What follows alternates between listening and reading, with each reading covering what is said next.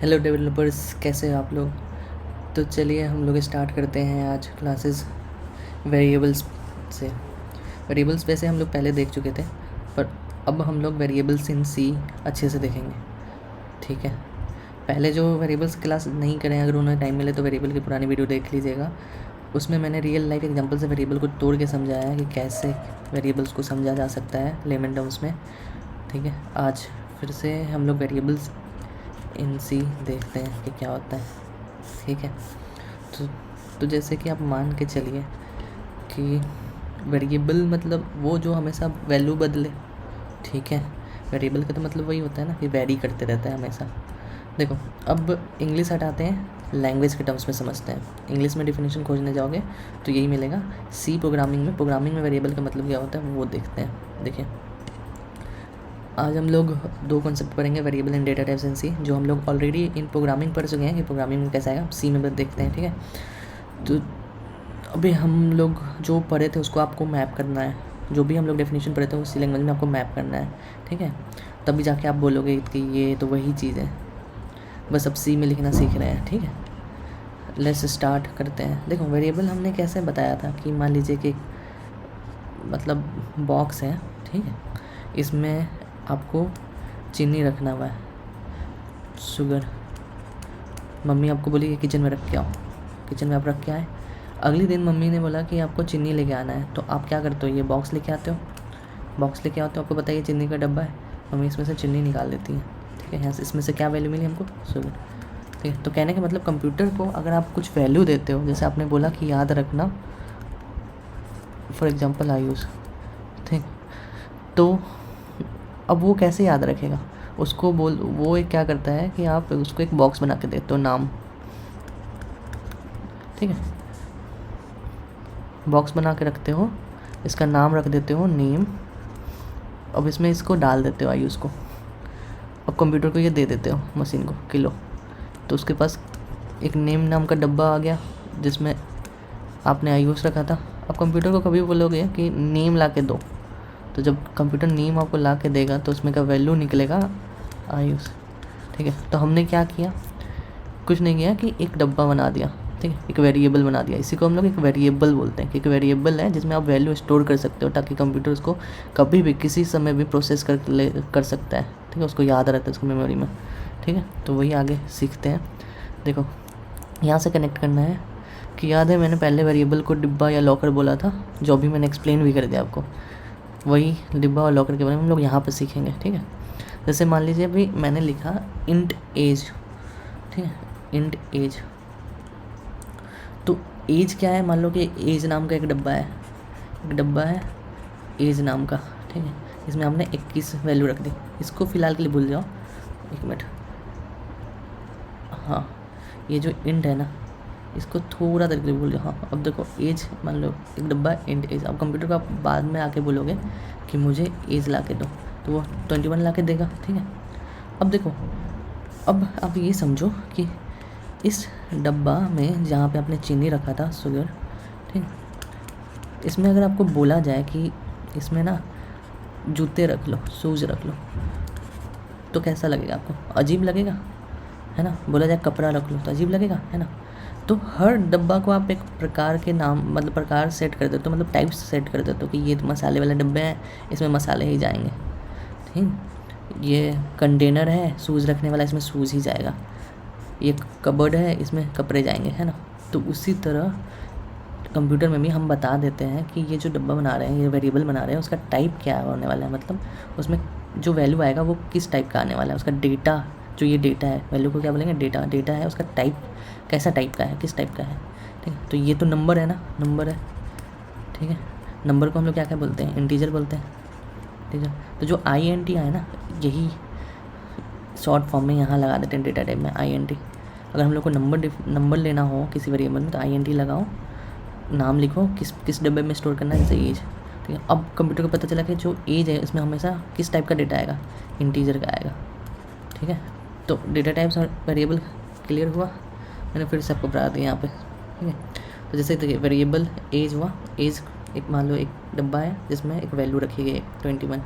ठीक है, फिर अब हमको अगर वैल्यू सिर्फ नंबर ही चाहिए तो हम लोग इंट लगाएंगे, ठीक है। अब डेटा टाइप्स के पास है हमारे कि देखो इंट लगाएंगे, वैल्यू सिर्फ नंबर चाहिए तो इंट लगाएंगे।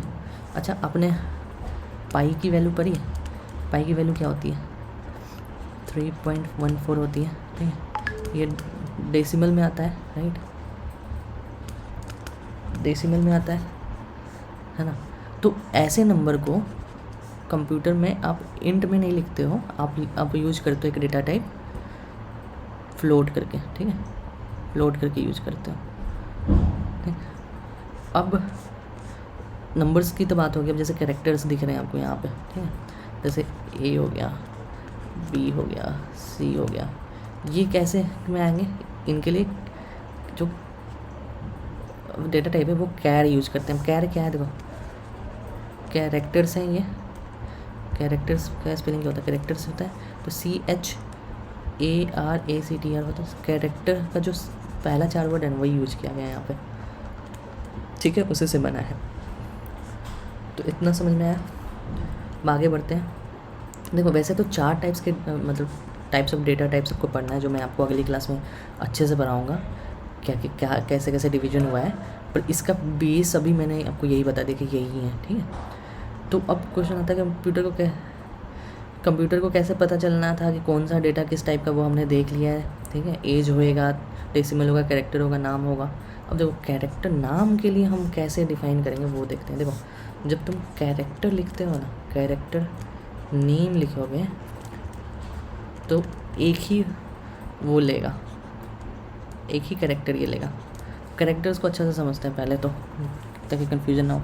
जैसे मैंगो है, MANGO, मैंगो, ठीक है। अब कैरेक्टर क्या होता है कि देखो ये कैरेक्टर हो गया M, ठीक है।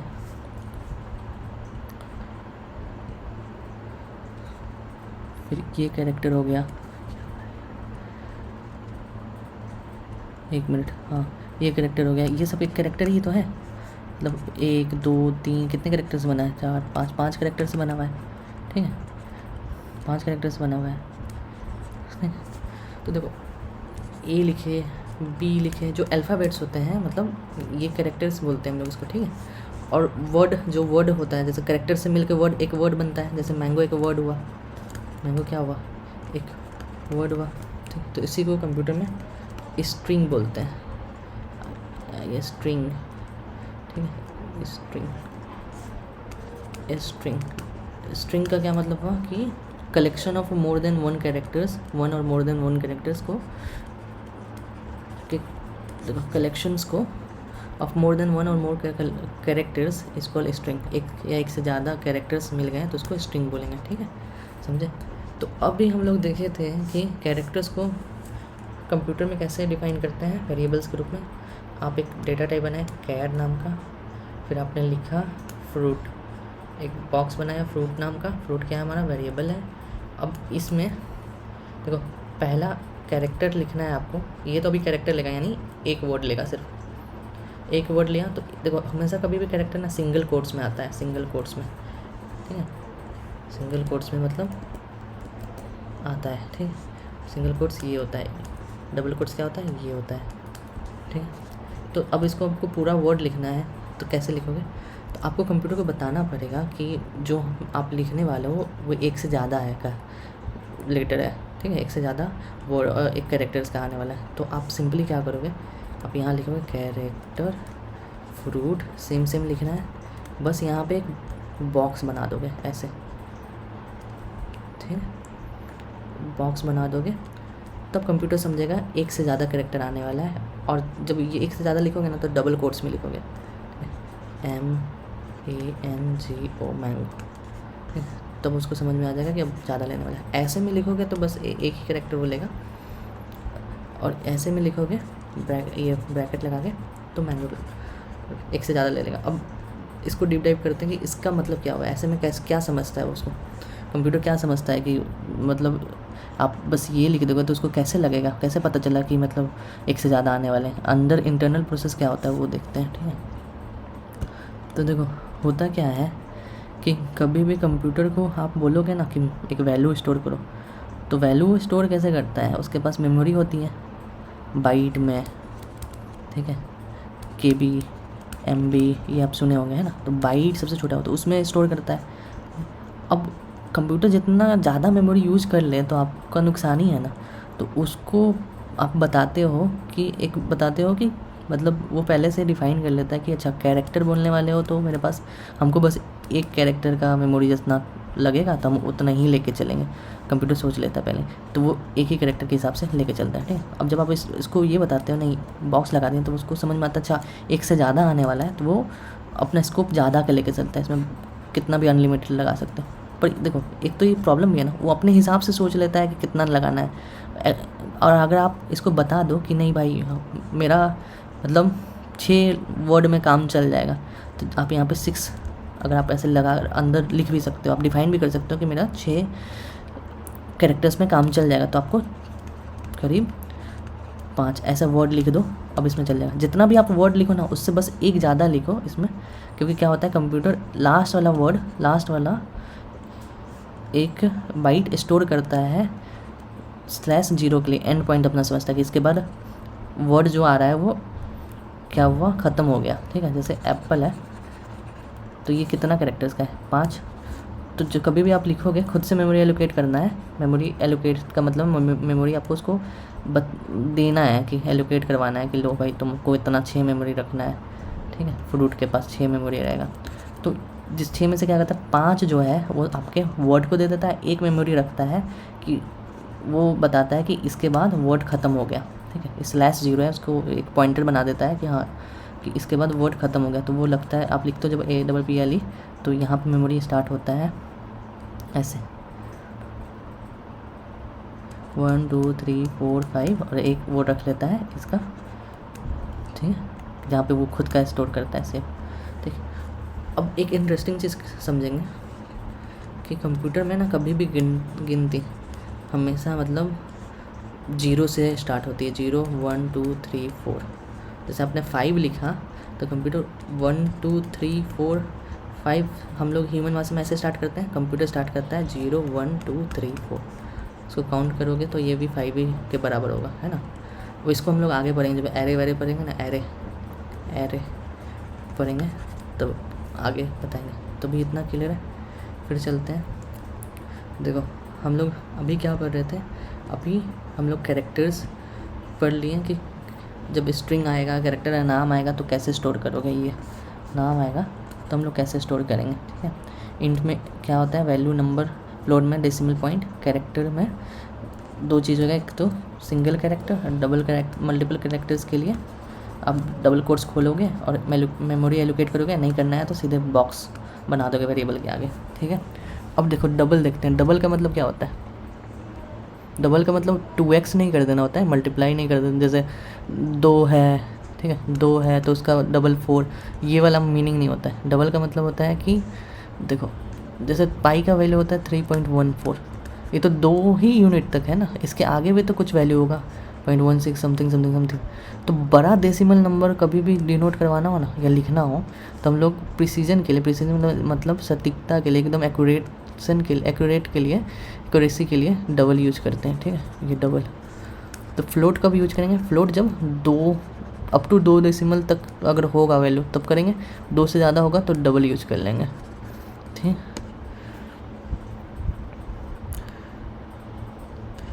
अब देखो मान लो कि एक एनालॉजी मैंने आपको बनाई थी, एनालॉजी कि इसमें क्या होता है कि ब्लड बैंक है, ठीक है, A+B+O+A+B+, ऐसा करके ब्लड टाइप होता है। तो जो भी इसके टाइप के ब्लड होते हैं वो बैंक इस डब्बे में डालते रहता है, बी डब्बे में डालता रहता है। तो उसने भी डब्बा बना दिया है ना, तो हम लोग भी वेरिएबल बना देते हैं, उसका टाइप डिफाइन कर देते हैं, जैसे इंट हो गया ये, ठीक है। तो बेसिकली मैंने ये एक एग्जांपल रखा था आपको समझाने के लिए और कुछ नहीं। अब हम लोग स्टार्ट करेंगे ऑपरेटर्स इन सी पर अगले क्लास में, ठीक है, ज़्यादा लंबा हो जाएगा। पर उसके पहले यहाँ देखिए थोड़ा सा अच्छे से पढ़ लेते हैं एग्जांपल्स के साथ।